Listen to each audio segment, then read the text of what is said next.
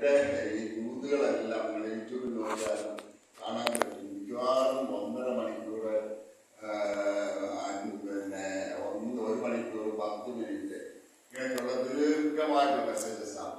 പക്ഷെ ഇവിടുത്തെ സാഹചര്യത്തിനനുസരിച്ച് message prepare ചെയ്യണം. പിന്നെ ഞാനിങ്ങനെ ഭാരത്തോടെ പ്രാർത്ഥിച്ചപ്പോൾ ദൈവം ഒരു പഴയ മെസ്സേജ് ഞാനിങ്ങനെ പഴയ ഡയറി എടുത്ത് ഇങ്ങനെ മറിച്ച് വന്നപ്പോൾ പണ്ടേ പ്രിപ്പയർ ചെയ്ത് വെച്ചിട്ടുള്ളത്, പക്ഷെ ഇതുവരെ ഉപയോഗിച്ചിട്ടില്ലാത്തതുമായിട്ടൊരു മെസ്സേജ് ദൈവത്തിന്റെ പരിശുദ്ധാത്മാവിനെ കാട്ടിയിട്ടുണ്ട്. അപ്പൊ പരിശുദ്ധാത്മാവിനോട് പറഞ്ഞു. അപ്പൊ ഞാൻ വേറൊരു ദൂത് ഇങ്ങനെ മനസ്സിൽ വന്നിട്ട് ആ ദൂത് എവിടാണ് എഴുതിയിരിക്കുന്നതെന്ന് എന്റെ പഴയ ഡയറികൾ ഇങ്ങനെ തപ്പി വന്ന് ഈ ദൂത് വന്നപ്പോ പെട്ടെന്ന് ദൈവാത്മാവിനെ പിടിച്ചു നിർത്തിയിട്ട് പറഞ്ഞു, this is the message that I want you to give to the church this evening. I'm dead sure that this message is for you. നിങ്ങൾക്കും കേൾക്കുന്ന എല്ലാവർക്കും ഒരു ദൂതാണ്. അതുകൊണ്ട് വളരെ പ്രാർത്ഥനയോടുകൂടി ഇരിക്കാം. എന്റെ വൈഭവമോ എന്റെ ജ്ഞാനമോ ഒന്നുമല്ല. ദൈവ വചനം നമ്മളോട് ഹൃദ്യമായി സംസാരിക്കണം. ദൈവം നമ്മളോട് ഇടപെടണം. I should be only a vessel for that. A channel of blessing. അത് മാത്രമായിരിക്കാനായിട്ട് നിങ്ങൾക്ക് വേണ്ടി പ്രാർത്ഥനയോടുകൂടി ഇരിക്കാം. നമുക്ക് ഒരു നിമിഷം കൂടെ പ്രാർത്ഥിക്കാം. ഞങ്ങളായിട്ട് പ്രസംഗിതാണ്. ഞങ്ങൾ ഒരുമിച്ച് അപ്പന്റെ പാദപീഠത്തിലിരിക്കുക. അപ്പന്റെ സാന്നിധ്യം ഞങ്ങളുടെ നാട്ടിലുള്ളവരുടെ സ്തോത്രം ഞങ്ങളെ അനുഗ്രഹിപ്പാൻ, ഞങ്ങളോട് ഹൃദ്യമായി സംസാരിക്കാൻ, ഞങ്ങളോട് ഹൃദ്യമായി ഇടപെടാൻ, ഞങ്ങളുടെ ഉള്ളങ്ങളെ കത്തത്തക്കവണ്ണം സാന്നിധ്യത്തിന്റെ മറവിൽ ഞങ്ങളെ ഇന്ന് ഉച്ച കഴിഞ്ഞ സമയത്ത് ഇരുത്താൻ പോകുന്നത് സകല മഹത്വം അനക്കപ്പെട്ടിട്ട് ഞാൻ തിരികെയാണ്. കൃഷിന്റെ മറവിലങ്ങൾ മറച്ചു നിർത്തും. അടിയാരും കാണരുത്. പുത്രന് വരുത്താൻ കൃപതരണം. സകല മഹത്വം നിൽക്കുന്ന സഭയെ അനുഗ്രഹിച്ചു പ്രാർത്ഥിക്കും. നേതൃത്വം നൽകുന്ന എല്ലാ ദൈവദാസന്മാർക്ക് ആനുസ്തോത്രം. സഭയുടെ എല്ലാ കുടുംബങ്ങൾക്ക് ആനുസ്തോത്രം. സകലരെയും അങ്ങനെ നാമത്തിലടി അനുഗ്രഹിച്ചു പ്രാർത്ഥിക്കും. ദേശത്തിന് വേണ്ടി അനുഗ്രഹമായി ഈ സഭയെ തുടർന്നും നിർത്തിയാട്ടെ. അനേകം കടന്നു വന്ന് അനുഗ്രഹം, അനേകം കടന്നു വന്ന് വിടുതൽ പ്രാപിപ്പാൻ, അനേകം കടന്നു വന്ന് അഭിഷേകം പ്രാപിച്ച് മടങ്ങിപ്പോകാൻ ഈ സഭയുടെ ശക്തമായ അഭിഷേകം എല്ലാ സമയത്തും വെളിപ്പെട്ട് നിൽക്കണം. അങ്ങനെ മഹത്വം വെളിപ്പെട്ട് നിൽക്കുന്ന സഭയായിരിക്കട്ടെ. നിങ്ങളുടെ തേജസ് കൊണ്ട് മൂടിയ സഭയായി മാറട്ടെ. സകലത്തിലും പൊതുനാമം മഹിമമെടുക്കുക, മഹത്വം എടുക്കണം. പുത്രന്റെ വിലയേറിയ നാമത്തിൽ ഞങ്ങൾ അപേക്ഷിക്കുന്നത് കൃപയോടെ കേൾക്കുമാറാകണമേ. ഞാൻ ഇന്ന് ചിന്തിക്കാനായിട്ട് ആഗ്രഹിക്കുന്ന കാര്യം, ആഴ്ചയിൽ എത്ര ദിവസം കൂടെ How many days there are in a week? How many days are there in a week? 7. Okay, fine. അപ്പം 7 ദിവസങ്ങളാണ് ഒരാഴ്ചയിലുള്ളത്. അങ്ങനെയാണെങ്കിൽ 7 ദിവസവും നമ്മൾ ചെയ്യേണ്ടതായിട്ടുള്ള 7 കാര്യങ്ങൾ, 7 things that we have to observe or do on all days. അതിനെ കുറിച്ച് ഇത് നിങ്ങൾ തപ്പിയാൽ ചിലപ്പോൾ ഇതിനേക്കാളും കൂടുതൽ കിട്ടുമായിരിക്കും. ഞാൻ വലിയ സ്കോളറൊന്നുമല്ല. ദൈവത്തിന്റെ പരിശുദ്ധാത്മാവ് ഇന്നത്തേക്ക് എനിക്ക് തന്നതായിട്ടുള്ള ഭാഗമാണ് ഞാൻ എടുക്കാനായിട്ട് ആഗ്രഹിക്കുന്നത്. ഒന്നാമതായിട്ട് ഞാൻ എടുക്കാനായിട്ട് ആഗ്രഹിക്കുന്നത് മത്തായിയുടെ സുവിശേഷം 6-ാം അധ്യായത്തിന്റെ 11-ാം വാക്യം. പെട്ടെന്ന് എടുത്ത് വായിച്ചത്. Matthew chapter 6 verse 11. ഞങ്ങൾക്ക് ആവശ്യമുള്ള ആഹാരം ഇന്ന് ഞങ്ങൾക്ക് തരണം. So we have got every privilege and right to ask for our daily bread. വചനം നമ്മുടെ ദിവസത്തേക്കുള്ള ആഹാരം അതിന് പിന്നീട് ഞാൻ വരുന്നു. എന്നാൽ ഇവിടെ കർത്താവ് പറഞ്ഞത് ഓരോ ദിവസത്തേക്ക് അതത് ദിവസത്തേക്കുള്ള ആഹാരം ചോദിക്കാൻ നമുക്ക് റൈറ്റ് ഉണ്ട്. ഇന്നത്തെ കാലഘട്ടത്തിൽ ഇതിന് വലിയ പ്രസക്തിയൊന്നുമില്ല. കാരണം നമ്മുടെ എല്ലാവരുടെയും ഫ്രീസറിൽ ചെന്ന് നോക്കിയാൽ ഒരു 2 ആഴ്ചത്തേക്കെങ്കിലും ഉള്ളത് മിക്കവാറും എല്ലാ വീടുകളിലും ഫ്രീസറുണ്ടാവും. നമുക്കിന്ന് പ്രാർത്ഥിക്കേണ്ട വലിയ ആവശ്യമൊന്നുമില്ല. പക്ഷെ ഒരു കാലത്ത് ദൈവമക്കൾ ഉണ്ടായിരുന്നു. കാരണം പാരമ്പര്യ സഭകളെ വിട്ട് സ്നാനപ്പെട്ട് വേർപെട്ട് ഇറങ്ങിയവർക്കൊന്നും ഭവനങ്ങളിൽ നിന്ന് അടിച്ചു പുറത്താക്കപ്പെട്ട് അവരെ കരുതാനില്ലാതെ ഒരു നേരത്തെ ഭക്ഷണത്തിന് വേണ്ടി സൃഷ്ടാവിന്റെ മുഖത്തേക്ക് നോക്കിയിരുന്ന ഒരു കാലഘട്ടമുണ്ട്. അന്ന് അവരൊക്കെ ഓരോ ദിവസത്തേക്കും ആവശ്യമാണ് ഭക്ഷണം ചോദിച്ചു വാങ്ങിച്ച് അവരൊക്കെ കഴിച്ചത്. അതുകൊണ്ട് നമുക്ക് ഇതിന്റെ വില അറിയത്തില്ല. കൂടി എന്ന് പറയുന്ന ദൈവദാസനെ കുറിച്ച് നമ്മൾ ഒത്തിരി കേട്ടിട്ടുണ്ട് അല്ലെ. അദ്ദേഹം അനാഥശാല നടത്തി എത്രയോ ആയിരക്കണക്കിന് കുഞ്ഞുങ്ങളെയാണ് അദ്ദേഹം തന്റെ അനാഥശാലയിൽ പോറ്റിക്കൊണ്ടിരുത്തിയത്. He never had a fund. He never had a surplus money to give for the next day.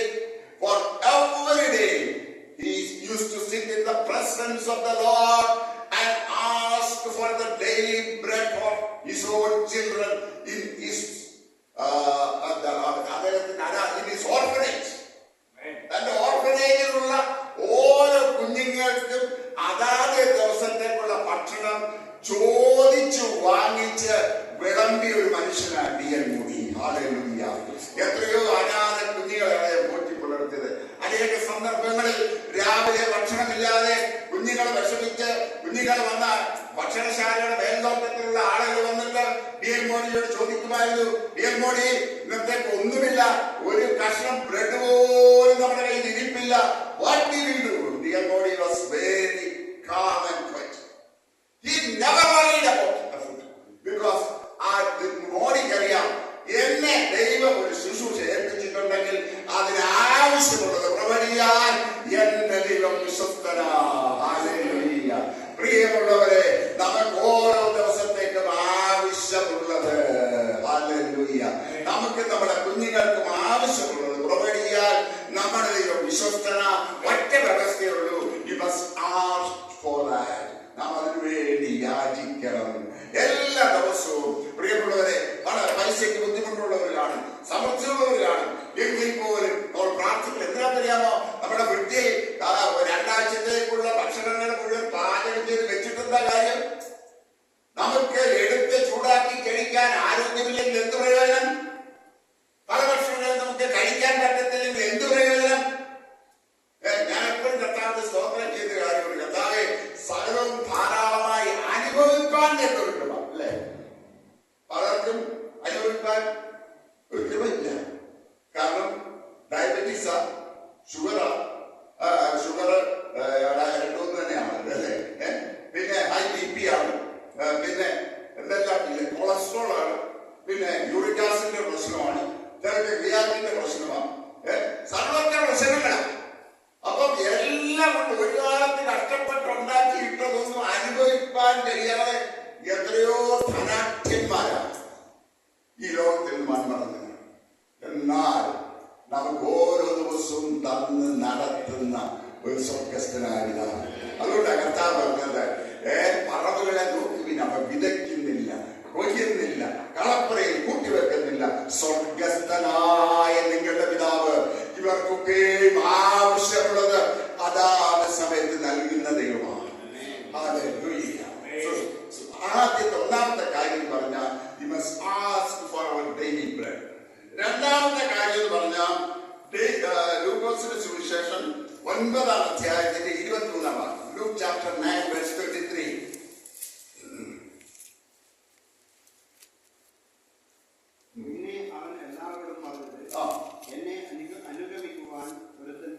എന്നെ അനുഗമിപ്പാൻ ഒരുവൻ ഇച്ഛിച്ചാൽ അവൻ തന്നെത്താൻ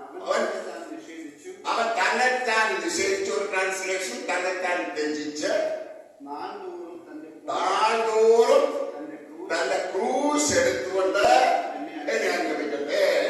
ഇവിടെ 3 കാര്യങ്ങളാണ് പറയുന്നത്. 4 കാര്യങ്ങളാണ്. ഒരുത്തൻ എന്നെ അനുഗമിപ്പാൻ ഇച്ഛിച്ചാൽ. നമുക്കൊരു ധാരണയുണ്ട്, നമ്മുടെ ദൈവത്തെ അന്വേഷിച്ചില്ലെങ്കിൽ ദൈവത്തിനാൻ ഏതാണ്ട് കുറവില്ലെന്ന് അല്ലെ. അവരുടെ ചിന്ത അങ്ങനെ. ഞാൻ ആരാധിക്കാൻ പോലെയോ ദൈവത്തിനാൻ എന്തോ ക്ഷീണം പറ്റും, അതുകൊണ്ട് ഞാനൊന്ന് പോയി ആരാധിച്ചേക്കാം. പ്രിയമുള്ളവരെ, നമ്മൾ ആരാധിച്ചില്ലേലും പ്രാർത്ഥിച്ചില്ലേലും നമ്മുടെ ദൈവത്തിന്റെ മഹത്വത്തിന് ഒരു കുറവുമില്ല. പക്ഷേ ദൈവം പറയാം, നിനക്കെന്നെ അനുഗമിക്കണമെന്ന് താല്പര്യമുണ്ടോ? If you are desirous enough to follow me, you have to do 3 things daily. 3 കാര്യങ്ങൾ ഈ ദിവസവും ചെയ്തേ മതിയാവും. 1, you must deny yourself. ത്യജിക്കണം. എന്താ നമ്മളെ തന്നെ ത്യജിക്കുക എന്ന് പറഞ്ഞാൽ അതിന്റെ അർത്ഥം saying no to myself and yes to the master. എന്റെ ഇഷ്ടങ്ങളോട്, എന്റെ താല്പര്യങ്ങളോട്, എന്റെ പ്രയോറിറ്റീസിനോട്, എന്റെ ഉദ്ദേശങ്ങളോട് ഞാൻ നോ പറയുകയും, കർത്താവേ നിന്റെ ഹിതം എന്നെ കുറിച്ച് എന്താണ്, നിന്റെ ഹിതം ഈ വിഷയത്തിൽ എന്താണോ അതിന് ഞാനിതാ എന്നെ തന്നെ സമർപ്പിക്കുന്നു. അതാ ഡിനൈങ് യുവർസെൽഫ്. ഇത് വളരെ പ്രയാസമുള്ള കാര്യം. It's very difficult. ഞാൻ ഒരു കാര്യം പറയട്ടെ, ക്രിസ്ത്യൻ ജീവിതം അത്ര എളുപ്പമാണെന്ന് വിചാരിച്ച ആരും കർത്താവിന്റെ പുറകെ വരല്ലേ. ഞാൻ നിങ്ങളെ നിരാശപ്പെടുത്തുകയല്ല, സഭയിൽ ആള് കുറയ്ക്കാൻ പദ്ധതി ഇടുകയല്ല. പക്ഷേ കഷ്ടപ്പെടുക, നിനക്ക് വരാൻ താല്പര്യമുണ്ട് വന്നാൽ മതി. എനിക്ക് വലിയ അത്യാവശ്യമൊന്നുമില്ല. നിനക്ക് താല്പര്യമുണ്ടോ? ഒന്നാമത് നീ നിന്നെ തന്നെ ത്യജിച്ചേ പറ്റത്തുള്ളൂ. You must say to yourself and say yes to the master. വലിയ ബുദ്ധിമുട്ടാണ്. ഇത് ശ്രമിച്ചു നോക്കി, അന്നൊക്കെ വളരെ ബുദ്ധിമുട്ട്. ഓരോ പകലും ഓരോ കാര്യങ്ങൾ വരുമ്പോഴും കർത്താവേ, I am denying myself. I am saying yes to you. രണ്ടാമത് നാം കാണുന്നത് taking off the cross. Cross എടുത്തുകൊണ്ട് തന്നെ അനുഗമിക്കണം. Cross is not something imposed upon us, but something we voluntarily take. Cross എന്ന് പറയുന്നത് നമ്മുടെ മേൽ ആരും അടിച്ചേൽപ്പിച്ചതല്ല, നാം സ്വയം ഏറ്റെടുക്കുന്നതാ ക്രൂശ്. ഈ ചിലർ പറയാറുണ്ട്, എനിക്ക് ഷുഗറാണ്, ദൈവം തന്നൊരു ക്രൂശ്. അങ്ങനെ ഒരു ക്രൂശ് ഇല്ല. എനിക്ക് പ്രശ്നമാണ്, ദൈവം തന്നൊരു ക്രൂശാണ്. എന്റെ മോൻ ശരിയല്ല, എന്റെ മോള് ശരിയല്ല, ദൈവം തന്നൊരു ക്രൂശ്. അങ്ങനെ ഒരു ക്രൂശ് ഇല്ല പറയുന്നത്. എന്താ ക്രൂശ്? നമ്മളെ കർത്താവിന് വേണ്ടി നിൽക്കുമ്പോൾ കർത്താവിന് വേണ്ടി നമ്മൾ സഹിക്കുന്ന നിന്ദയും പരിഹാസവും ത്യജിക്കലുകളും, അതാ ക്രൂശ്. അതെടുക്കാൻ നമ്മൾ തയ്യാറാണ്. ക്രൂശ് എന്ന് പറയുന്നത് ഇത് ഈസ് എന്താ, ഒരു നിന്ദയുടെയും പരിഹാസത്തിന്റെയും ത്യജിക്കലിന്റേതുമായിട്ട് അനുഭവമാണ് ക്രൂശ് എന്ന് പറയുന്നത്. ഇത് നമുക്ക് വേണം. നമുക്ക് എന്ത് വേണം? അനുഗ്രഹം വേണം, രോഗസൗഖ്യം വേണം, അഭിവൃദ്ധി വേണം, കുഞ്ഞുങ്ങൾ നന്നായി പഠിക്കുന്നത്, എല്ലാം നമുക്ക് ആവശ്യമുള്ളത് തന്നെയാണ്. ഇതെല്ലാം തരാൻ ദൈവം വിശ്വസ്തനാ. പക്ഷേ ദൈവം നമ്മളെ കുറിച്ച് ആഗ്രഹിക്കുന്നത് അവന് വേണ്ടി സാക്ഷിയായി നിൽക്കുമ്പോൾ വരുന്ന കഷ്ടതയും നിന്നയും പരിഹാസവും കുപ്പലും അടിയും നിന്നയും കഷ്ടതയും ഇവൻ മരണം പോലും ഫേസ് ചെയ്യാനുള്ളത് ഒരു ധൈര്യം വേണം. നേരത്തെ പറഞ്ഞല്ലോ, നോർത്ത് ഇന്ത്യയിലൊക്കെ എത്രയോ ആളുകളാണ് ഇന്നത്തെ മനോരമയിലുണ്ട്. മണിപ്പൂരിലെ പള്ളി, എത്രയോ പള്ളികളാണ് കത്തിക്കുന്നത് ഇന്നത്തെ മനോരമയിലുണ്ട് രാവിലെ. എത്ര സങ്കടകരമായ അനുഭവമാണ്. അവരൊക്കെ അവര് വളരെ പീഡനങ്ങളിൽ കൂടെ കടന്നു പോവുകയാണ് സഭ. നമുക്ക് ആരാധിക്കാൻ വരാൻ സൗകര്യം ഉണ്ടായിട്ടും ആർക്കും ആരാധിക്കാൻ നേരമില്ല. അതുകൊണ്ട് രണ്ടാമത്തെ കാര്യം, we must take up the cross daily. എല്ലാ ദിവസവും കർത്താവേ നിനക്ക് വേണ്ടി ക്രൂശ് വഹിക്കാം, നിന്ദ സഹിക്കാം, അപമാനം സഹിക്കാം, വേദന സഹിക്കാം. മൂന്നാമതായിട്ട് നമ്മൾ കാണുന്നത് ഫോളോയിങ് ദ മാസ്റ്റർ. ഈടൊക്കെ പാടുന്ന ഒരു പാട്ടുണ്ട്, Where he leads me, okay, where he leads me, I will follow. നീ എങ്ങോട്ട് എന്നെ നടത്തിയാലും ഞാൻ നിന്റെ പിന്നാലെ വരാം. സൂക്ഷിച്ചേ പറയാവേ, സൂക്ഷിച്ചേ പറയാവേ. അത്ര എളുപ്പമുള്ള കാര്യമൊന്നുമല്ല. Where he leads me, I will follow. ചിലപ്പോ അവൻ താഴ്വരകളിൽ കൂടെ നടത്തും, കൂരിരുകളിൽ താഴ്വരയുടെ അനുഭവങ്ങളിൽ കൂടെ അവനെ നടത്തിയെന്ന് വരാം. ആരും നിന്നോട് കൂടെ ഉണ്ടാകത്തില്ല. ഞാൻ അനുഭവിച്ചതാ. 11 ദിവസം രാത്രി മരുല്ലാസ്ട്രോക്കുമായിട്ട് യൂണിവേഴ്സിറ്റിയുടെ ICUവിൽ 11 ദിവസം ഞാൻ കിടന്നപ്പോൾ ആരുമില്ല, കൂട്ടിനാരുമില്ല. എല്ലാ ദിവസവും എൻ്റെ ഭാര്യയും ഞങ്ങൾ ഒരുമിച്ചാണ് കിടന്നുറങ്ങുന്നത്. അവരുടെ സമീപമില്ല. എൻ്റെ പ്രിയപ്പെട്ടവരാരും എന്നെ ആശ്വസിപ്പിക്കാനില്ല. ആകപ്പാട് വൈകുന്നേരം 5 മണിയാകുമ്പോൾ അവിടെ കാവലിരിക്കുന്ന സ്ത്രീ ഒരു 2 മിനിറ്റുകൾ എന്ന് കയറ്റിവിടും. 3-ാമത്തെ ദിവസം എനിക്ക് ആസ്പത്രി, 3-ാമത്തെ ദിവസം എന്ന് പറയുന്നത് എൻ്റെ 71st ബർത്ത്ഡേ ഞാൻ ICUയിൽ ആഘോഷിച്ചു. യൂണിവേഴ്സിറ്റിയുടെ ICUയിലായിരുന്നു എൻ്റെ 71ാമത് ബർത്ത്ഡേ.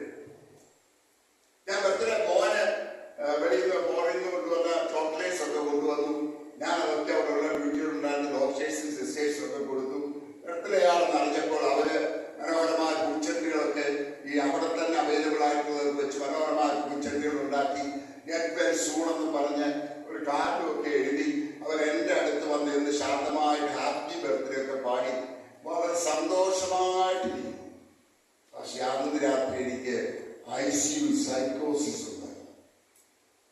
എത്ര പേർക്ക് അറിയാമെന്ന് എനിക്കറിയത്തില്ല. ഈ ICU സൈക്കോസിസ് എന്ന് പറഞ്ഞ സാധനം ഒരു ജാതി മാനസിക വിഭ്രമമാണ്. ഞാനിങ്ങനെ കാണുകയാണ്, എന്നെ ആരൊക്കെയോ തീയിട്ട് കൊല്ലാൻ നോക്കുന്നു. എന്റെ ഭാര്യ പുറത്തിരുന്ന് ആരോടോ സുവിശേഷം പറഞ്ഞു. അവളുടെ കാലെല്ലാവരും കൂടെ തല്ലി പിടിച്ചു. എന്റെ മോനെ വന്ന വഴിക്ക് അവനെ തടഞ്ഞു നിർത്തി. ആരെല്ലാം കൂടെ എന്റെ മോളെ ഭർത്താവും അമ്മായിയപ്പനൂടെ വന്നിട്ട് അവരുടെ കാറ് തടഞ്ഞു നിർത്തി അവരെ അടിച്ചോടിച്ചു. അവരെവിടെയൊക്കെ ഓടിപ്പോയി. രാത്രി കിടന്ന് ഞാൻ അതേപോലെ കാണുകയാണ്. സ്വപ്നമല്ല, എന്റെ മുമ്പിൽ കാണുന്നത് പോലെ. ഞാൻ അസ്വസ്ഥമായി പറഞ്ഞു. എന്റെ കയ്യിൽ കെട്ടിയിരുന്ന ഓക്സിജൻ ഞാൻ വലിച്ചെറിയാൻ തുടങ്ങി. എന്റെ കംപ്ലീറ്റ് എന്റെ മുഖം മുഴുവൻ വലിഞ്ഞേറ്റി വെച്ചേക്കുക. അതെല്ലാം വലിച്ചു എറിയാനായിട്ട് ഞാൻ ഒരുപാട് ശ്രമം നടത്തി. അന്ന് വൈകിട്ട് ഇവിടെ എന്നെ കാണാൻ കയറി വന്നപ്പോ സിസ്റ്റേഴ്സ് അവിടെ പറഞ്ഞ ഞങ്ങൾ അപ്പച്ചനെ കെട്ടിയിടാൻ പോകുക. ആലോചിച്ച് നോക്കിയേ, ഇവിടെ ആലോചിച്ചു അപ്പച്ചനെ കെട്ടിയിടാൻ പോകുക. ആലോചിച്ച് നോക്കിയേ, 11 ദിവസം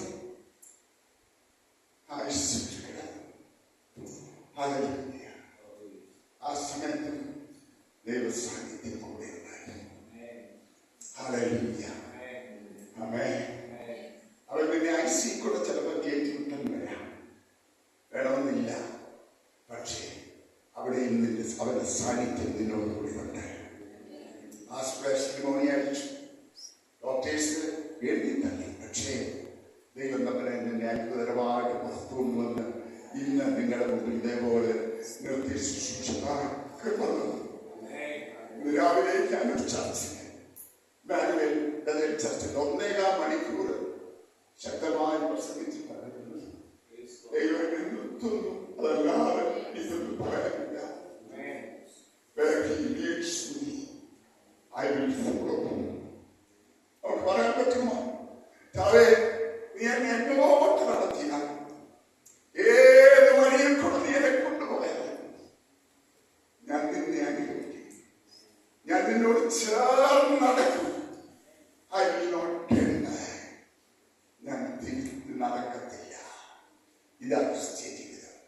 കർത്താവ് പറയാ, നിനക്ക് അനുഗമിപ്പാൻ നിനക്ക് ആഗ്രഹമുണ്ടോ? You have to deny yourself. Take up the cross and follow me. You have to do it daily.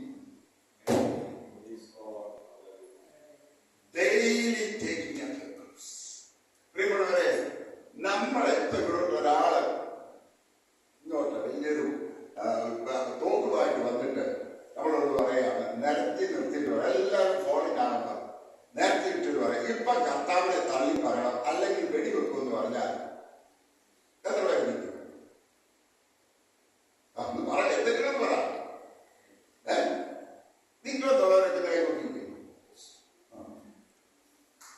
നമ്മളെല്ലാവരും നിൽക്കും. നിങ്ങൾ ആരും ഓടിപ്പോകത്തില്ല. ഞാൻ ധൈര്യമായിട്ട് പറയാ, നിങ്ങളെല്ലാം അന്നേരം ഒന്നും ഓർക്കത്തില്ല. കാരണം അടുത്ത നിമിഷം നമ്മളെവിടാ രണ്ടാമതോട് കൂടിയാ ഇതെല്ലാം നമ്മൾ ഭയപ്പെടുന്നേ.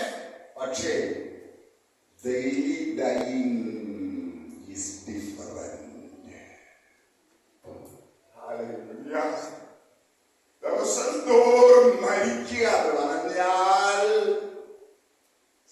very difficult. It is not an easy thing. It is costly. It is costly. അത് വളരെ വില കൊടുക്കേണ്ടതാണ്.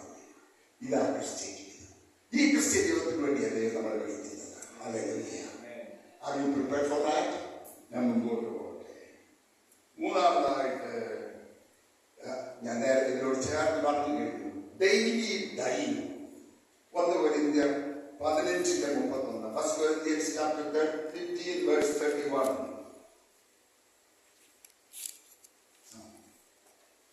1 Corinthians chapter 15 verse 31. സഹോദരന്മാരെ, നമ്മുടെ കർത്താവായ ക്രിസ്തുയേശുവിങ്കൽ എനിക്ക് നിങ്ങളിലുള്ള പ്രശംസയാണ്. ഞാൻ ദിവസേന മരിക്കുന്നു. അപ്പോസ്തലൻ പൗലോസ് പറയുകയാണ്, I am daily dying. ആരാ? അപ്പോസ്തലൻ പൗലോസ്. റോമാ പൗരൻ, ഗമാലിയേലിന്റെ പാദപീഠത്തിൽ നിന്ന് പഠിച്ചവൻ, വലിയൊരു കപ്പൽ ഉടമയുടെ മകൻ, ധാരാളം സമ്പത്തുള്ളവൻ, എല്ലാം വിട്ടിറങ്ങിയ പൗലോസ് പറയുകയാണ്, ഞാൻ ദിവസം തോറും എന്റെ കർത്താവിന് വേണ്ടി മരിക്കുകയാണ്. Hallelujah. We are being called to die daily for him. അവന് വേണ്ടി ഓരോ ദിവസവും മരിക്കാനാണ് നമ്മുടെ വേണ്ടി. കഴിയുമോ? എന്താ മരിക്കുന്നത്? നമുക്ക് വേണമെങ്കിൽ പല കാര്യങ്ങളിൽ നമുക്ക് എസ്കേപ്പ് ചെയ്യാം. പക്ഷെ വില കൊടുത്ത് നിൽക്കേണ്ടി വരുമ്പോൾ വില കൊടുത്ത് നിൽക്കണം. ഒരു സ്റ്റാൻഡ് എടുക്കണം. നമ്മൾ ജോലി രംഗത്താണെങ്കിലും ഏത് രംഗത്താണെങ്കിലും ഏത് ഇടപാടിലാണെങ്കിലും നമ്മളൊരു സ്റ്റാൻഡ് എടുക്കാൻ നിർബന്ധിതമാകുമ്പോൾ ഏത് സ്റ്റാൻഡ് നമ്മൾ എടുക്കും? ചില സ്റ്റാൻഡുകൾ എടുത്താൽ you'll be crucified for that. ഞാൻ നിർബന്ധിക്കുന്നുണ്ട്. എല്ലാവർക്കും കൂടെ പറയാനായിട്ട് ആഗ്രഹിക്കുന്നു. ഞാൻ തലപ്പുറത്ത് സർസ്വതി കോളേജിലായിരുന്ന സമയത്ത് ഞാൻ ഒരു സംഘടനയിൽ വന്നു. അങ്ങനത്തെ ഒഴിക്കില്ല. AKPCT ഉണ്ട്, BCT ഉണ്ട്. അപ്പൊ എല്ലാവർക്കും അവരുടെ സംഘടനയിൽ ചേർന്നു. ഈ സംഘടനയിൽ ചേർന്നാൽ കുഴപ്പമെന്താന്ന് ചോദിച്ചാൽ ഞാനതിൽ എതിരൊന്നുമല്ല. പക്ഷെ സംഘടനയിൽ ചേർന്നാൽ ഏതെങ്കിലും ഒരു സംഘടന പഠിപ്പ് മുടക്കി സമരം ചെയ്യാൻ ആഹ്വാനം ചെയ്താൽ I am obliged to do that. കർത്താവിനെ ഏൽപ്പിച്ചത് കുഞ്ഞുങ്ങളെ പഠിപ്പിക്കാനാണ്. ശമ്പളം വാങ്ങിച്ച് കൊടി പിടിച്ച് പഠിപ്പ് മുടക്കി സമരം ചെയ്യാൻ എന്നെ കിട്ടത്തില്ല. ഞാൻ തെറ്റിദ്ധരിക്കില്ല, ഞാൻ വലിയ കാര്യങ്ങൾ ചെയ്യുന്നത്. I took a definite stand for the Lord. I was crucified like anything. എന്നെ വളച്ചിട്ട് ഞാൻ കുഞ്ഞുങ്ങളുടെ മുമ്പിൽ ഒരു സ്ട്രിക്റ്റ് അധ്യാപകൻ. കഴിഞ്ഞ ദിവസം വെള്ളിയാഴ്ച 74-77 ബാച്ചിൽ പഠിച്ച 2 കുഞ്ഞുങ്ങൾ അവരുടെ മൊമെന്റോസുമായിട്ട് എന്നെ കാണാൻ വന്നു. Very very very proud occasion for me. അവർ രണ്ടുപേരും വന്നിട്ട് വലിയ യാത്ര ചെയ്ത് വന്നതാണ്. അവരുടെ ഗെറ്റ് ടുഗദറിന് എനിക്ക് പോകാൻ കഴിഞ്ഞില്ല. പക്ഷെ അവരുടെ പ്രത്യേക വിളിച്ചു സ്ഥലവിടെ താമസിക്കുന്ന ഞങ്ങൾ മൊമെന്റോസുമായിട്ട് വീട്ടിൽ വരുന്നുണ്ട്. 2 പേര്. ഒരുത്തൻ SBIയിലെ റിട്ടയർഡ് AGM ആണ്, മറ്റൊരുത്തൻ റെയിൽകോയുടെ ബ്രാഞ്ച് മാനേജറാണ്. അവർ വന്ന് കുറെ സമയം ഇത് ചെലവഴിച്ച് എനിക്ക് മനോഹരമായ ഒരു മൊമെന്റോ പതകം, ഇതേപോലെ ഇത്രയും മനോഹരമായ ഒരു പതകം എനിക്ക് കിട്ടിയിട്ടില്ല. അവരെനിക്കൊരു നല്ല ബ്യൂട്ടിഫുൾ ആയിട്ടുള്ള ഒരു ബാഗ് ഒക്കെ കൊണ്ട് തന്ന് എന്റെ കാലെ തൊട്ട് തൊഴിച്ചു. ഞാനത് ചെയ്യരുത്. പക്ഷെ ഇങ്ങനെ എന്നെ മാനിക്കുന്ന കുഞ്ഞുങ്ങളുടെ നടുവിലിട്ട് എന്നെ വളഞ്ഞിട്ട് കരിങ്കാലി നമ്പർ 1 എന്നും പറഞ്ഞ് കെട്ടിത്തൂങ്ങി ചത്തൂടെ എന്ന് എന്നോട് മുദ്രാവാക്യം വിളിച്ച് ചോദിച്ചതുണ്ട്. It was very, very difficult. If you take a definite stand for the Lord. Amen. Amen. Amen. കർത്താവിന് വേണ്ടി ഡെഫിനറ്റ് ആയിട്ട് ഒരു സ്റ്റാൻഡ് എടുത്ത് നിന്നാൽ ഈ സമൂഹത്തെ നീ ക്രൂശിക്കപ്പെടും, നീ നിന്ദിക്കപ്പെടും, പരിഹസിക്കപ്പെടും. ആർക്കും വേണ്ടാത്തവരെന്ന് മുദ്രകുത്തിയെന്ന് വരാം. പക്ഷേ എന്നെ മാനിക്കുന്നവരെ മാനിക്കുന്ന ഒരു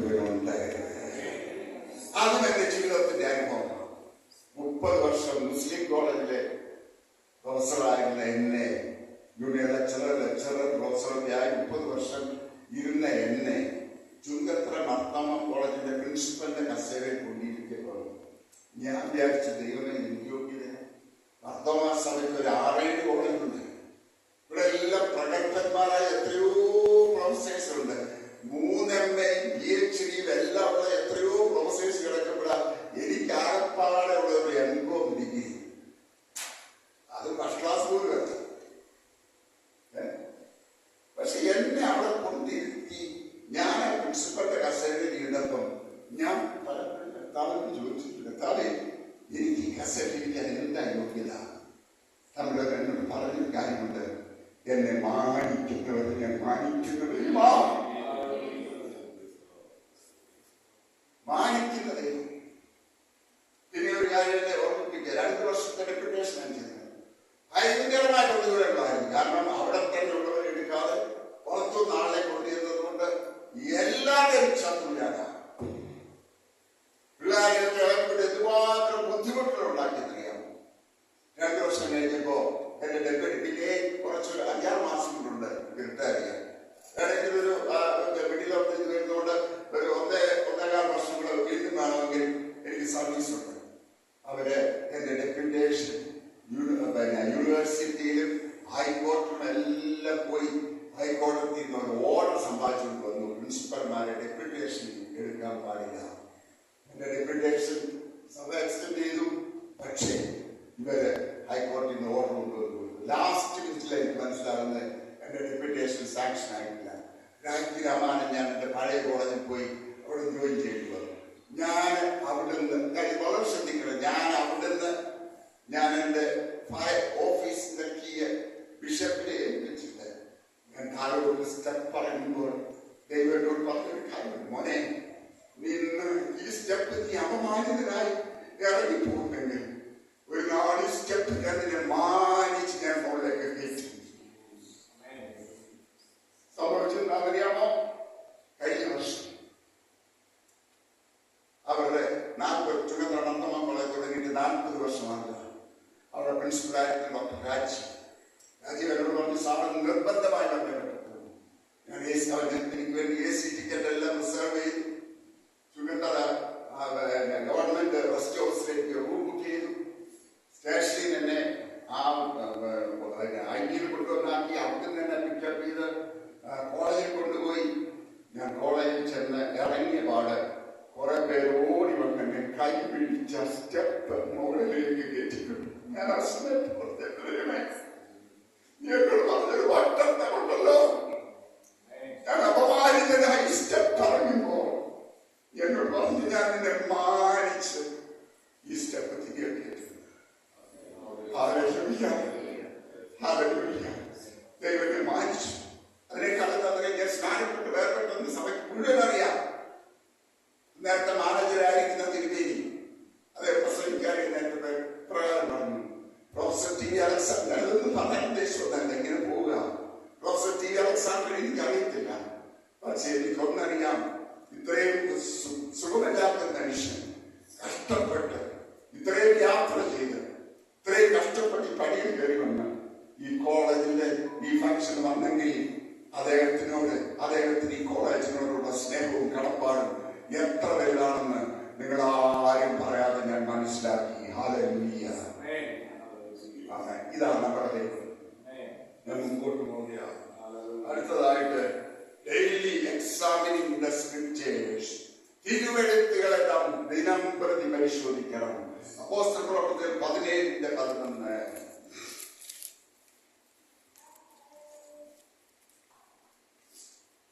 അവർ തെസ്സലോനിക്കയിലുള്ളവരെക്കാൾ ഉത്തമന്മാരായിരുന്നു. അവർ വചനം പൂർണ്ണ ജാഗ്രതയോടെ കൈക്കൊണ്ടതല്ലാതെ അത് അങ്ങനെ തന്നെയോ എന്ന് ദിനംപ്രതി തിരുവെഴുത്തുകളെ പരിശോധിച്ചുകൊണ്ട് ഇരുന്നു. Daily examining the word of God. Doctor നേരത്തെ പറഞ്ഞല്ലോ, ഞാൻ വിചാരിച്ചത് എന്റെ പ്രസംഗത്തിന്റെ പറഞ്ഞു ഡോക്ടർ വിചാരിച്ചു അല്ലേ, സ്ത്രീയോട് ഇടപെട്ടപ്പോ ബൈബിൾ വായിക്കുന്നേയില്ല. നമുക്കൊക്കെ ഇങ്ങനെ ഇരുന്ന് കേൾക്കാൻ നല്ല താല്പര്യമല്ലേ.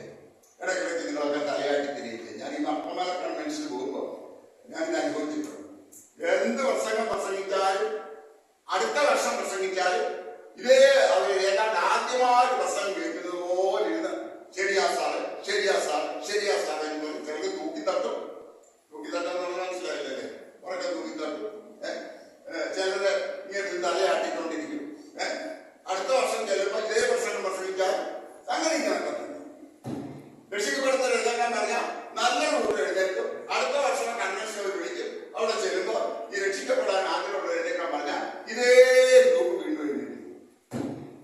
ഞാൻ കണ്ടിട്ടുള്ളത് വചനമാണ് നമ്മുടെ ജീവൻ, വചനമാണ് നമ്മുടെ അടിസ്ഥാനം, ഇമോഷൻസ് അല്ല. If you base your Christian life on emotions, you cannot stand. അടിസ്ഥാനം വചനമാണ്. ഒരുവൻ ക്രിസ്തുവിലായാൽ അവൻ പുതിയ സൃഷ്ടിയാണെന്ന് പറഞ്ഞാൽ അത് അങ്ങനെ തന്നെ. നീ കർത്താവിനെ രക്ഷിതാവും കർത്താവുമായി സ്വീകരിച്ചു കഴിഞ്ഞപ്പോ നീ ഒരു പുതിയ സൃഷ്ടിയായി കഴിഞ്ഞു. നാം നമ്മുടെ പാപങ്ങളെ ഏറ്റുപറഞ്ഞെങ്കിൽ അവൻ നമ്മുടെ സകലഭാവവും ക്ഷമിച്ച് നമ്മളെ ശുദ്ധീകരിപ്പാനെ കൊണ്ട് വിശ്വസ്തനും നീതിമാനുമാകുന്നെന്ന് പറഞ്ഞാൽ അത് അങ്ങനെ തന്നെയാണ്. ഞാൻ എന്റെ സകലഭാവങ്ങളെയും എന്റെ പുറകെ എറിഞ്ഞുകളെ ഞാൻ അവയെ ഓർക്കെങ്കിലായെന്ന് കാർമിയെ പോലെ നിന്റെ ലംഘനങ്ങളെ മായ്ച്ചു കളയെന്ന് പറഞ്ഞാൽ അത് അങ്ങനെ തന്നെയാ. ഹല്ലേലൂയ. അതിന് മാറ്റമില്ല എന്ന് പറഞ്ഞാൽ അർത്ഥം എന്താ? നീ ഒരു നാൾ ഏറ്റു പറഞ്ഞ പാപങ്ങളെല്ലാം ദൈവം നിന്നോട് എന്നേക്കുമായിട്ട് ക്ഷമിച്ചു കഴിഞ്ഞു. അതേ പാപം വീണ്ടും വീണ്ടും ഏറ്റു പറയേണ്ട കാര്യമില്ല. കർത്താവായ യേശുക്രിസ്തുവിനെ എന്നും രക്ഷിതാവായി സ്വീകരിക്കേണ്ട കാര്യമൊന്നുമില്ല. നീ ഒരിക്കൽ സ്വീകരിച്ച് അതിനനുസരിച്ച് ജീവിതത്തെ ക്രമീകരിച്ച് മുമ്പോട്ട് പോയാൽ മതി. ഹല്ലേലൂയ. വചനം നമ്മൾ ക്രിയ ചെയ്യാൻ അനുവദിക്കണം. പഴയ ഒരു ഇതുണ്ടല്ലോ, ഐദർ ബൈബിൾ നോക്കി പിടിച്ച, സോറി ഞാൻ ബൈബിൾ എനിക്ക് ഇതെല്ലാം എടുത്തുകൊണ്ടിടാൻ പറ്റുന്നത് എന്റെ ബൈബിളിൽ ക്ഷമിക്കണം. Either this book will keep you away from sin, or this book sin will keep you away from this book. ഒന്നുകിൽ പാപം ചെയ്യാതെ ഈ ദൈവവചനം നിന്നെ കാക്കും, അല്ലെങ്കിൽ പിന്നെ അടുത്ത പാപം നിന്നെ ഈ ദൈവവചനത്തിൽ നിന്ന് ഇതെപ്പോഴും ഓർക്കണം. ദൈവവചനം നമ്മളിൽ ക്രിയ ചെയ്യാൻ അനുവദിക്കണം. ഇത് വളരെ പ്രയാസമുള്ള കാര്യമാണ്. ചിന്തയുണ്ടോ? ഞാനെന്ത് കാര്യം പറയും. ഞാൻ ഈ സ്ട്രോക്കൊക്കെ കഴിഞ്ഞ് വീട്ടിൽ വന്നു. എനിക്ക് രാത്രി ഉറക്കമില്ല. തിരിഞ്ഞു മറിഞ്ഞും കിടക്കുക.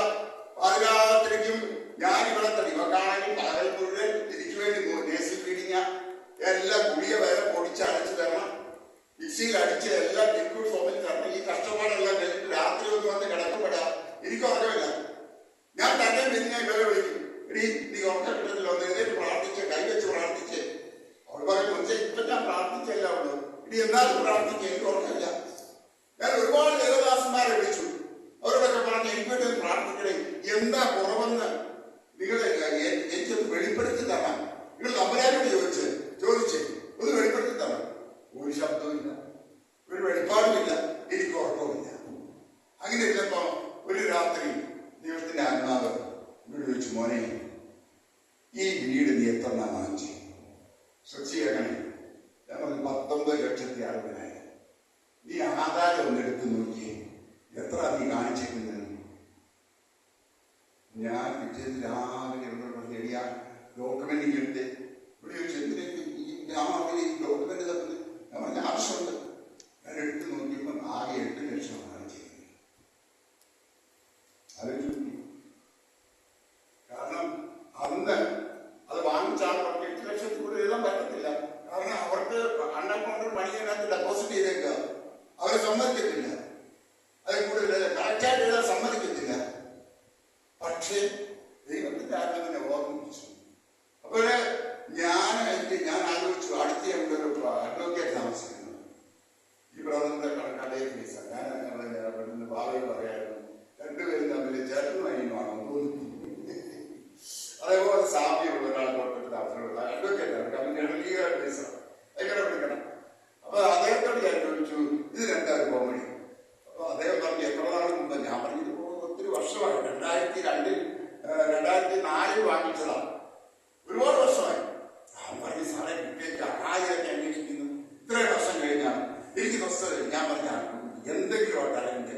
എന്താ ചെയ്യാൻ പറ്റുന്നത് എനിക്കൊന്നറിയില്ല, എനിക്കൊരു സ്വസ്ഥതയില്ല.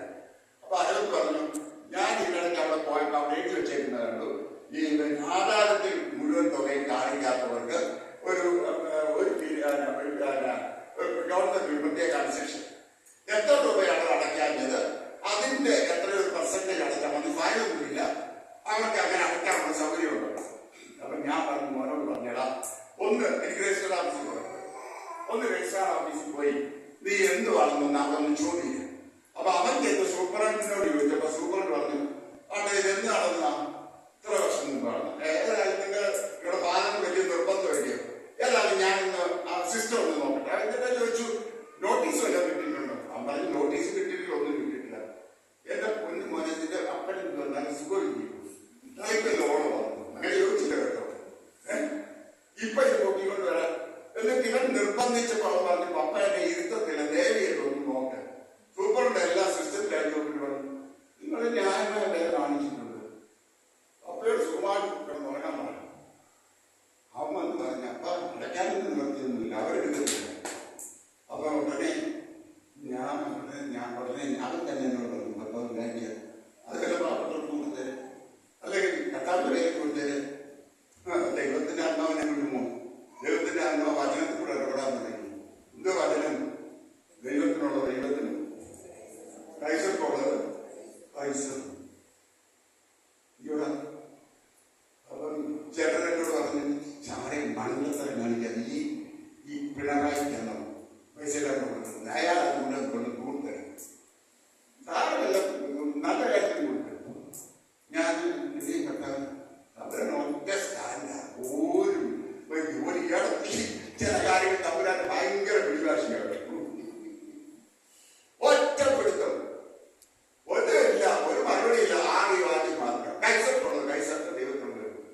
അവസാനം ഞാൻ തപ്പിപ്പിടിച്ച് എല്ലാം കൂടെ ഇതുവരെയുള്ള പലിശയും എല്ലാം കൂടെ എത്ര രൂപ വിചാരിച്ച് ഒരു 40 രൂപ വരത്തുള്ള 50,000 രൂപ ഞാൻ 50,000 രൂപ കേരള ചീഫ് മിനിസ്റ്റേഴ്സ് റിലീഫ് ഫണ്ടിലേക്ക് അയച്ചു.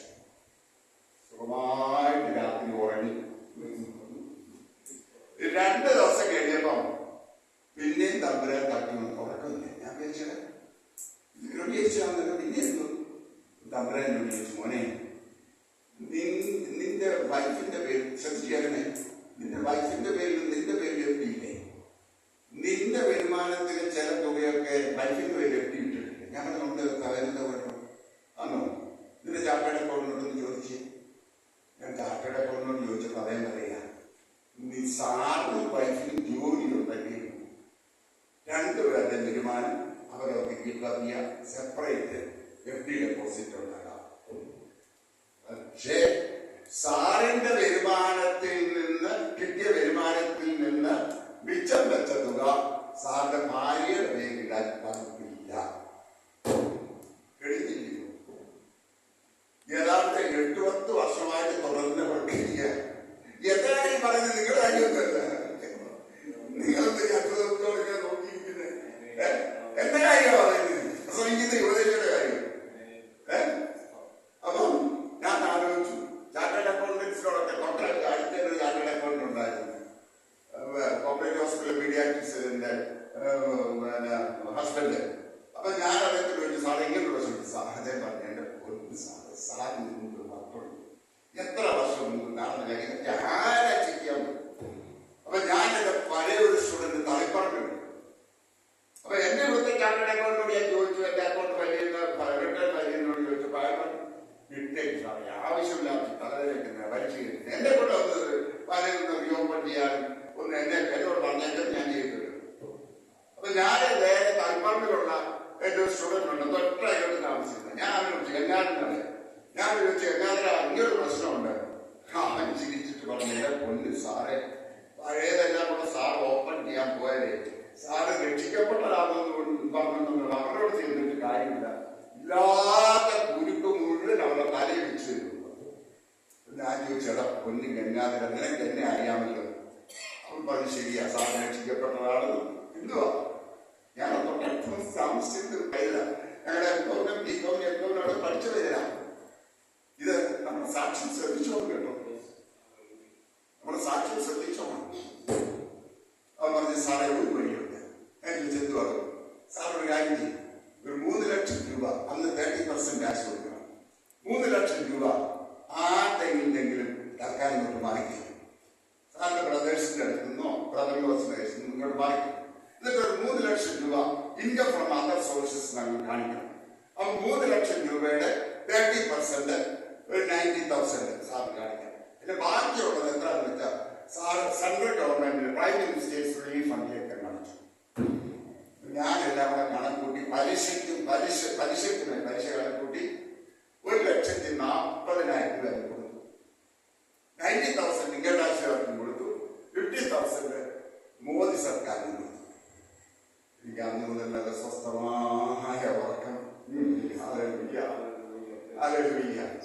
വചനം ക്രിയ ചെയ്യാൻ അനുവദിച്ചാൽ it is costly. You have to pay the price. Are you prepared for that? ഞാൻ അത്രയും പറഞ്ഞു കൊടുക്കുകയാണ്. വചനം നമ്മളിൽ ക്രിയ ചെയ്യണം. വചനം പ്രായോഗികമായി നമ്മുടെ ജീവിതം, നമ്മുടെ വരുമാനത്തിന്റെ സകല വരുമാനത്തിന്, എന്റെ FD ഡെപ്പോസിറ്റ്, ഇൻട്രസ്റ്റ്, എനിക്ക് എന്ത് കിട്ടിയാലും അത് ഞാൻ പണ്ട് ഈ പേപ്പർ വാല്യുവേഷന്റെ നോക്കൊക്കെ അറിയാം. പേപ്പർ വാല്യുവേഷൻ ഞങ്ങൾക്ക് തുച്ഛമായ തുകയാണ്. ആരും അതൊന്നും ഈ ഇൻകം ടാക്സ് സ്റ്റേറ്റ്മെന്റ് കാണിക്കത്തൊന്നുമില്ല. കാരണം എല്ലാവരും പറയും പിന്നെ ഇത്ര കഷ്ടപ്പെട്ടിട്ട് ഒരു പേപ്പർ 6 മണിക്കൂർ എടുത്ത് നോക്കിയാൽ കിട്ടുന്ന 1.5 ഉറുപ്പിക. ഇപ്പൊ 1.5 ഉറുപ്പികക്ക് ഇത്രയും കഷ്ടപ്പെട്ടിട്ട് ഇത് ടാക്സ് കൂടെ കൊടുക്കാറ് താങ്കളുടെ പണി നോക്കണം. ഞാൻ എല്ലാ വർഷവും അത് ചേർക്കുന്നത്. എനിക്കൊരു കുറവും വന്നില്ല, എനിക്കൊരു കുറവ് ഇന്ന് വരെ ദൈവം വരുത്തിയില്ല. അപ്പൊ ഞാൻ ആർക്കും കിടക്കാരനല്ല. അവൻ അമർത്തി കുലുക്കി കവിയുന്ന നല്ല അളവ് നിന്റെ മടി തരുന്ന ഇത് അക്ഷരാർത്ഥത്തിൽ ശരിയാണ്. ഇവിടെ ഞാൻ ഇന്ന് തമ്മിലോട് പറഞ്ഞിട്ടുണ്ട്, സാഹേ ഞാൻ ഈ അക്കാലത്തൊന്നും ഞാൻ അധ്വാനിച്ചതല്ല. നീ അമർത്തി കുലുക്കി കവിയുന്ന അവരുടെ മടി തന്നതാ. ഞാൻ അധ്വാനിച്ചുണ്ടാക്കിയതല്ല പ്രിയമുള്ളവരെ. ഇത് വരുന്നത് ദൈവം ധാരാളമായി തിരിയ അവന്റെ വിശ്വസ്തതയാണ്. ഞാൻ മുമ്പോട്ട് പോകട്ടെ. ഇതൊരു കാര്യങ്ങളുടെ വേഗത്തിൽ പറഞ്ഞ് വാക്കുകൾ അവസാനിപ്പിക്കാനായിട്ട് ആഗ്രഹിക്കാം. Daily exhorting one another. എബ്രായർ 3:13. Hebrews chapter 3 verse 13.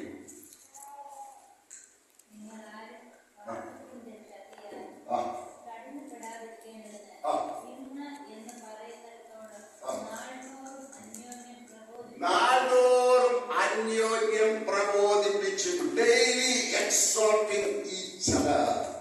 എന്താ എക്സോർട്ടിംഗ് എന്ന് പറഞ്ഞാൽ? Encouraging each other. മറ്റുള്ളവരെ എല്ലാ ദിവസവും നമ്മൾ എൻകറേജ് ചെയ്യുന്നത്.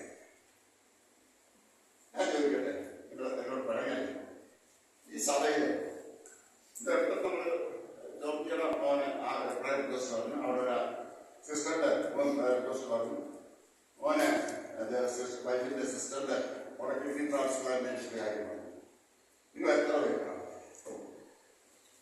ആ കുടുംബത്തിന്റെ നമ്പർ വാങ്ങിച്ച് എത്ര പേര് അവരെ വിളിച്ചൊന്ന് ആശ്വസിക്കും? നമുക്ക് സമയമില്ല, നമുക്ക് സമയമില്ല. ഇതാണ് എൻകറേജ് ടീച്ചർ എന്ന് പറയുന്നത്. ഞാൻ പ്രാർത്ഥിക്കുന്നുണ്ട് കേട്ടോ, ഞങ്ങൾ സഭയായിട്ട് പ്രാർത്ഥിച്ചുണ്ടോ? എന്തൊരു ആശ്വാസം നമുക്ക്. ഞങ്ങൾ ആ സഭയിൽ പറഞ്ഞ സാക്ഷ്യം പിന്നെ പ്രാർത്ഥിക്കുന്നുണ്ടല്ലോ. ഇതാ തമ്മിൽ തമ്മിലുള്ള എൻകറേജ്മെന്റ്, എക്സോർട്ടിംഗ് ഈച്ച് അതർ. തമ്മിൽ അന്യവർദ്ധന വരത്തക്കവണ്ണം നമ്മൾ എക്സോർട്ട് ചെയ്യുന്നവരായിരിക്കണം. വചനം പറയുന്നു, ബലഹീനരെ താങ്ങണം, ഉൾക്കരുത്തില്ലാത്തവരെ ബലപ്പെടുത്തണം. പക്ഷെ നമുക്ക് മലയാളികൾക്കുള്ളൊരു ഗുണം, ആ വാക്യം ഒരല്പം ഒന്ന് തിരുത്തും. ബലഹീനർ കിട്ടുതാണ് അല്ലെ? മനസ്സിലായ? ബലഹീനർ കിട്ടുതാണ്. മനസ്സിലായില്ലേ? ഇങ്ങനെയുള്ള ചിന്തിക്കണം. ബലഹീനരെ താങ്ങാനാ വാക്യം, പക്ഷെ നമ്മൾ ബലഹീനർക്ക് കിട്ടുതാണ്. എവിടെ ഒരു ആപ്പ് കിട്ടിയാൽ നമ്മൾ നല്ല ഒരു ആപ്പ് അടിക്കാൻ നല്ല എക്സ്പേർട്സ് ആണ്. നമ്മൾ ഈ സുറിയാനി ക്രിസ്ത്യാനികൾ. ശരിയാണോ? ഓ, ഇതെല്ലാം വളരെ ഡോക്ടറെ സഭയിലുള്ളത് എല്ലാവരും വളരെ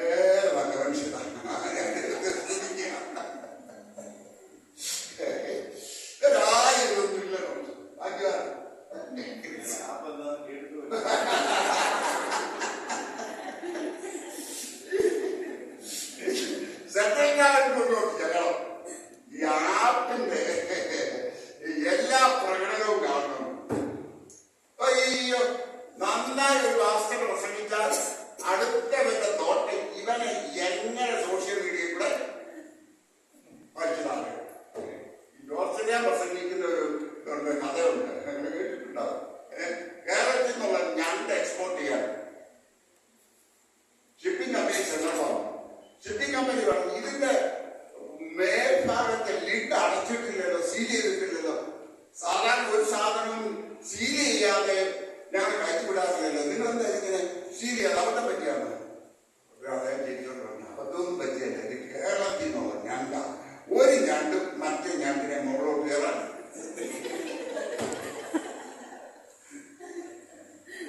ഒരു ഞണ്ട് മേളിലോട്ട് കയറുന്നത് കണ്ടാൽ മറ്റേ ഞണ്ട് വലിച്ച് താഴോട്ടിട്ടോളും. ഇത് കേരളത്തിൽ നിന്നുള്ള ഞണ്ട. അതുകൊണ്ട് ഒന്നും ചെയ്യണ്ട, ഇത് അടയ്ക്കുകയും വേണ്ട, ഒന്നും സംഭവിക്കണ്ട. എല്ലായിടത്തും സുഖമായിട്ട് ചെന്നു എല്ലാം ചിരിച്ചു. ഇതുകൊണ്ടേ ഒരു നാൾ ഞാനും നിങ്ങൾ ആർക്കും ഇടർച്ചയാണ്. ഈ ചെറിയ വലിയൊരുത്തൻ ഇടർച്ച വരുത്തുന്നതാണ്. അയ്യോ കഷ്ടം. അവന്റെ കഴുത്തിൽ വലിയൊരു തിരികെ കിട്ടി. സമുദ്രത്തിന്റെ ആഴത്തിലിട്ട് കളയുന്നവന് ഞാൻ അത്രയും പറഞ്ഞു വിടുകയാണ്. എല്ലാ ദിവസവും മറ്റുള്ളവരുടെ മുമ്പിൽ നമ്മൾ മാറി വെക്കണം. ആറാമതായിട്ട് ഡെയിലി പ്രയർ. സങ്കീർത്തനം 86 ഇംഗ്ലീഷ് വായിക്കണം. സങ്കീർത്തനം 86 മലയാളത്തിൽ വായിച്ചു കുഴപ്പമില്ല. Psalms 86 verse 3. ഇടപെടാതെ ഞാൻ നിന്നോട് നിലവിളിക്കുന്നതാണ് മലയാളം ട്രാൻസ്ലേഷൻ. ഇംഗ്ലീഷ് ഒന്ന് വായിക്കാം. Be merciful to me, O Lord, for I cry to you all day long. I write to you All day long. all day long. എല്ലാ ദിവസവും ഞാൻ നിന്നോട് നിലവിളിക്കുക. Daily crying unto our Master. Daily giving petition to our Master. Daily worshiping our Master. എല്ലാ ദിവസവും കർത്താവിനെ ആരാധിക്കുക, കർത്താവിനെ മഹത്വപ്പെടുത്താൻ. Hallelujah. അവന്റെ സന്നിധിയിൽ കണ്ണുനീരോട് പ്രാർത്ഥിപ്പാൻ. അത് എല്ലാ ദിവസവും, ആഴ്ചയിൽ ഒരിക്കലല്ല, ആഴ്ചയിൽ 2 ദിവസമല്ല, എല്ലാ ദിവസവും കണ്ണുനീരോടുകൂടെ നമ്മുടെ ദേശത്തിന് വേണ്ടി കരയാൻ, സഭകൾക്ക് വേണ്ടി കരയാൻ, വിശ്വാസികൾക്ക് വേണ്ടി ഇടിവിൽ നിൽക്കാൻ, നശിച്ചു പോകുന്നവർക്ക് വേണ്ടി കണ്ണുനീരോട് പ്രാർത്ഥിക്കാൻ ദൈവം നമ്മളെ വിളിച്ചിരിക്കും. ദൈവത്തോടും അത് ചെയ്യാൻ ദൈവം നമ്മളെ സഹായിക്കട്ടെ. അവസാനമായിട്ട് ഒരു കാര്യം പറഞ്ഞ അവസാനിപ്പിക്കാം. സദൃശ്യവാക്യങ്ങൾ 8:34.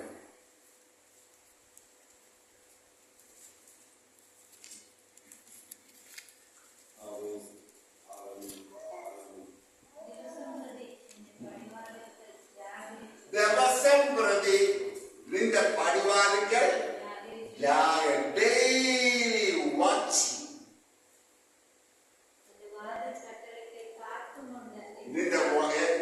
നിന്റെ വാതിൽ കട്ടളക്കൽ കാത്തു. ഇംഗ്ലീഷിലൊന്ന് വായിച്ചു. ഇംഗ്ലീഷ്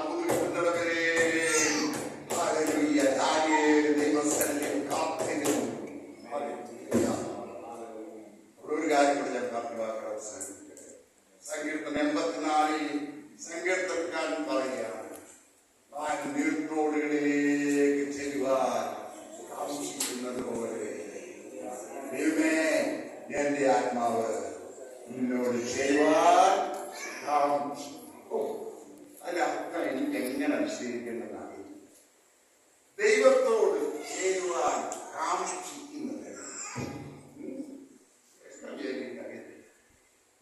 നിങ്ങളതൊന്ന് ധ്യാനിച്ചാൽ പരിവാദത്തിൽ ജാഗരിച്ച് ഒരുപേറി ശബ്ദം കേട്ട് അവനിൽ നിന്ന് പ്രാപിച്ച് നമ്മുടെ ക്രിസ്ത്യ ജീവിതത്തിലോട്ടം സ്ഥിരതയോടെ നമുക്ക് പോകാം. ദൈവത്തിന്റെ പരിശുദ്ധാത്മാവ് നമ്മെ ഓരോരുത്തരെയും സഹായിക്കുവാനാകട്ടെ. ആമേൻ.